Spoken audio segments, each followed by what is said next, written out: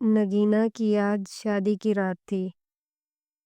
وہ سج دھج کے بیڈ پر سرخ جوڑے میں لپٹی بیٹھی بے چینی سے اپنے ہم سفر کا انتظار کر رہی تھی۔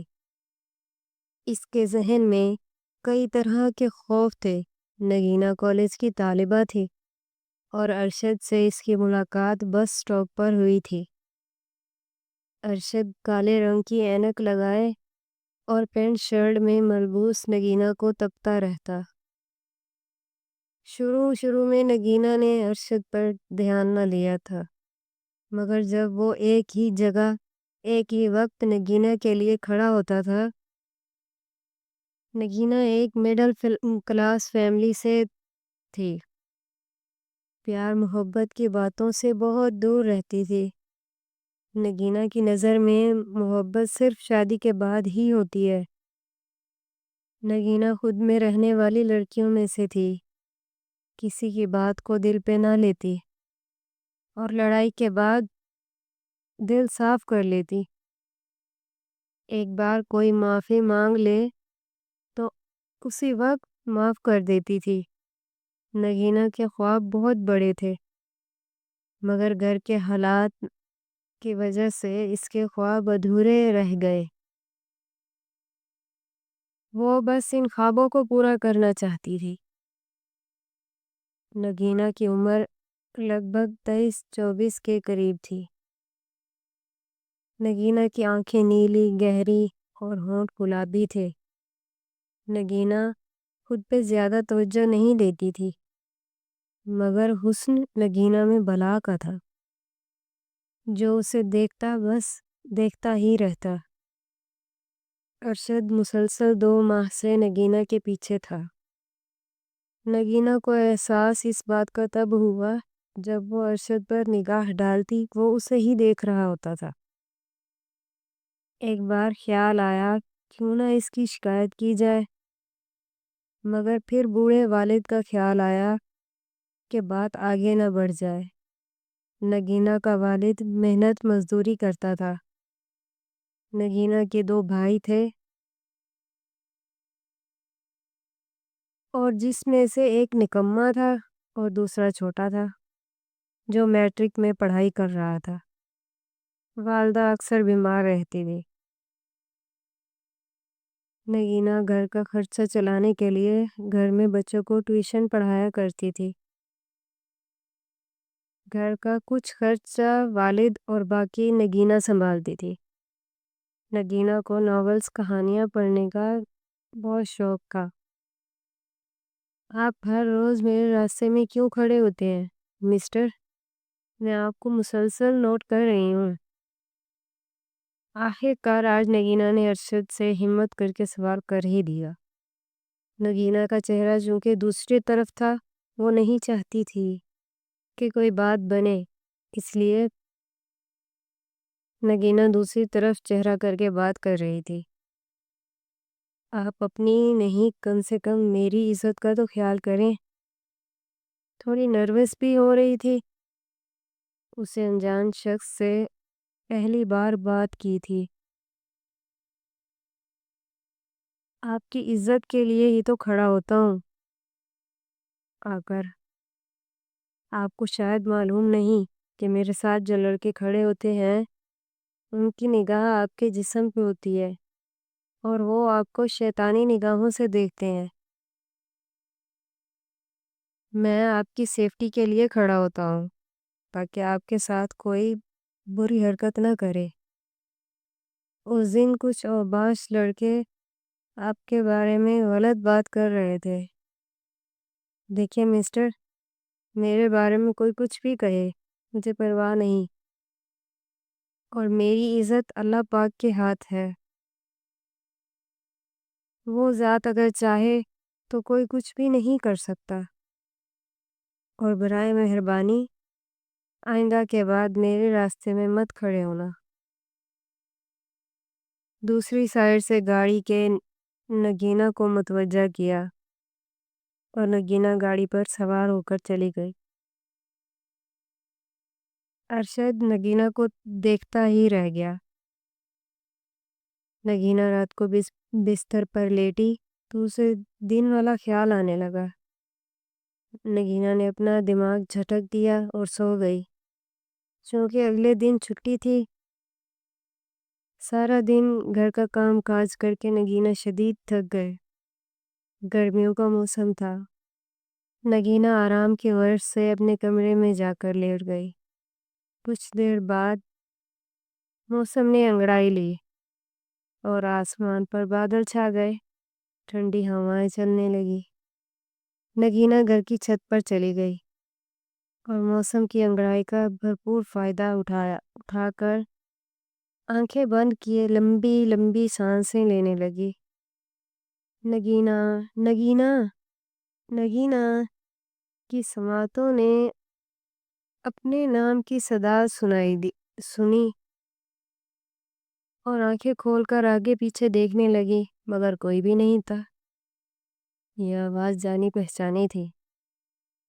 غور کرنے پر معلوم ہوا کہ یہ آواز اسی بس اسٹاپ والے لڑکے کی ہے۔ بیچارے کو میں نے خواہ میں سنا دی۔ نہ جانے کون تھا۔ اس کا دل نہ جانے کیوں دل کر رہا تھا کہ وہ اس لڑکے سے معافی مانگے۔ نگینا نے فیصلہ کر لیا کہ کل اس لڑکے سے معافی مانگے گی۔ اگلے دن بس اسٹاپ پر جا کر کھڑی ہوئی۔ 1 گھنٹہ گزرنے کے باوجود وہ انجان لڑکا اسے کہیں نظر نہ آیا۔ البتہ کچھ فقرے ضرور سننے کو ملے۔ پہلے تو نگینا کسی کے کہے ہوئے فقروں پر غور نہ کرتی تھی، مگر آج اس نے غور کیا تو نگینا نے دل میں سوچا کہ وہ لڑکا درست کہہ رہا تھا۔ نہ جانے کون تھا، کدھر سے آیا تھا۔ سلسلہ کچھ دن یوں ہی چلتا رہا۔ نگینا بھی اس بات کو بھولتی جا رہی تھی۔ نگینا کو کتابوں میں بہت دلچسپی تھی۔ نگینا کالج کے قریب ایک پرائیویٹ لائبریری سے کتابیں لیا کرتی تھی اور پڑھ کر واپس کر دیا کرتی تھی۔ آج بھی نگینا کتاب لینے آئی۔ کتاب ڈھونڈتے ہوئے اس کی نظر ایک شخص پر پڑی۔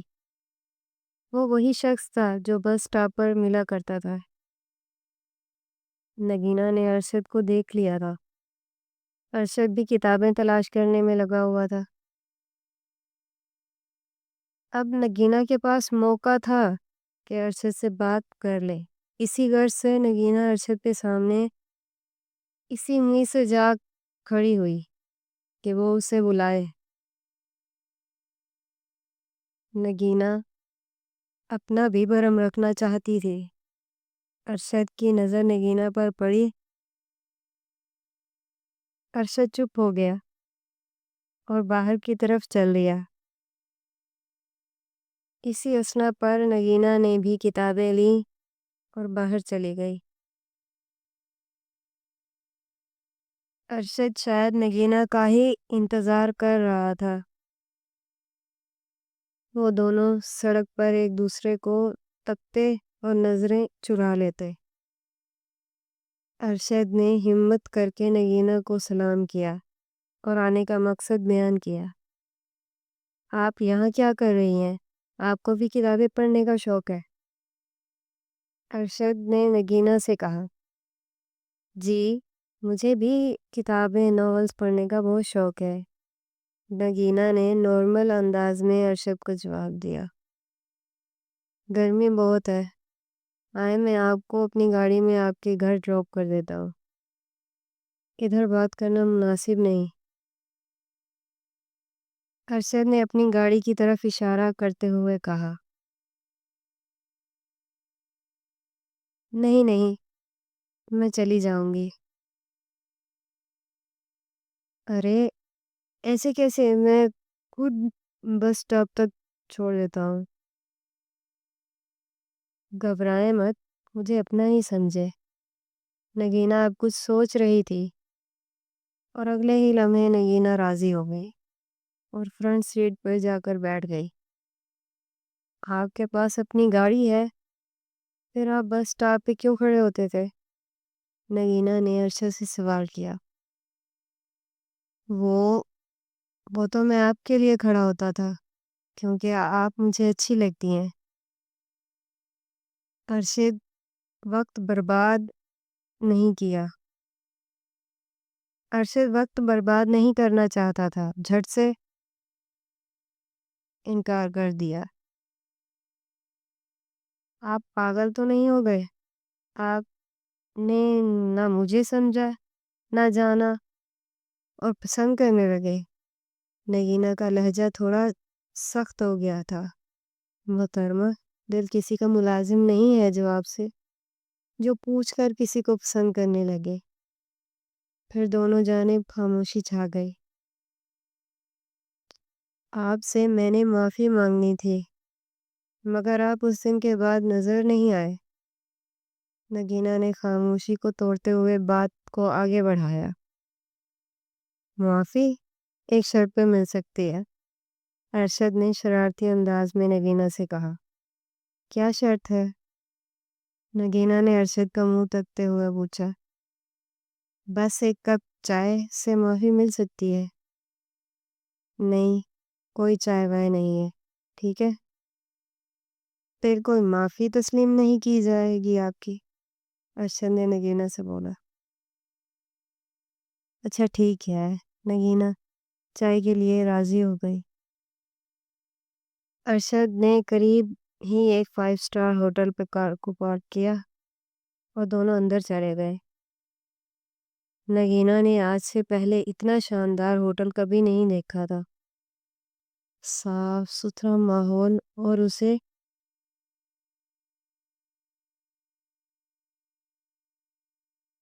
اور اے سیوں کی ٹھنڈی ہوا، جیسے نگینہ پیرس پہنچ گئی ہو۔ مگر نگینہ تھوڑا گھبرا بھی رہی تھی۔ پہلی بار کسی اجنبی کے ساتھ آئی اور یہ بھی ڈر تھا کہ کوئی اسے دیکھ نہ لے۔ لیکن نگینہ کو خیال آیا کہ اس کے خاندان والے اس ہوٹل کے پاس سے بھی نہیں گزرتے۔ آپ مجھے بہت پسند ہو، مجھ سے شادی کرو گی؟ ارشد نے بیٹھے ہوئے چائے کا آرڈر کیا اور ساتھ ہی اپنی بات بھی کہہ دی۔ مسٹر، کیا بات کر رہے ہیں آپ؟ میں اور لڑکیوں کی طرح نہیں ہوں کہ جان پہچان ہوئی نہیں اور آگے لائن مارنے۔ ارے نہیں محترمہ، لائن جنہیں ماری جاتی ہے انہیں میں اتنی عزت نہیں دیتا ہے۔ بائی دا وے نگینہ، آپ جیسی نیک لڑکی میں نے کبھی نہیں دیکھی۔ آپ کو میرا نام کیسے پتا چلا؟ نگینہ نے حیران ہوتے ہوئے ارشد سے پوچھا۔ ان خوبصورت ہاتھوں میں آپ کا اپنا پیارا سا نام لکھا ہوا ہے۔ ویسے میرا نام ارشد ہے اور میرا اپنا بزنس ہے۔ نگینہ ہاتھ میں چائے پکڑتے ہوئے ارشد کو سن رہی تھی۔ گھر کا سوچ رہی تھی کہ دیر ہو رہی ہے۔ آپ بہت کم بولتی ہیں۔ ارشد کی دلی خواہش پوری ہو گئی۔ نگینہ نے اپنا نقاب اتار لیا تھا۔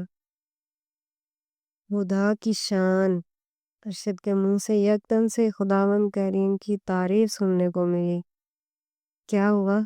نگینہ نے ارشد سے جواب طلب کیا۔ کچھ نہیں ہوا، اللہ پاک کی شان بیان کی ہے کہ آپ میری سوچ سے بھی زیادہ خوبصورت ہیں۔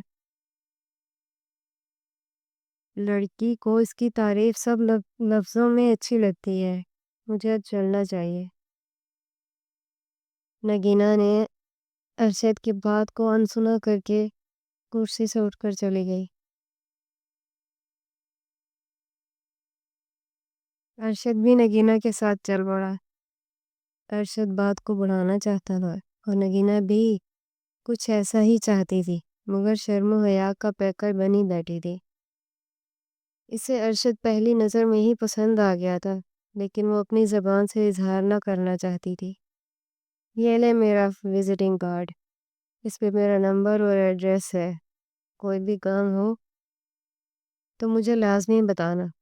بس اسٹاپ آ چکا تھا۔ نگینہ نے کچھ کہے بغیر کارڈ کو پرس میں رکھا اور اتر گئی۔ ارشد بھی چلا گیا۔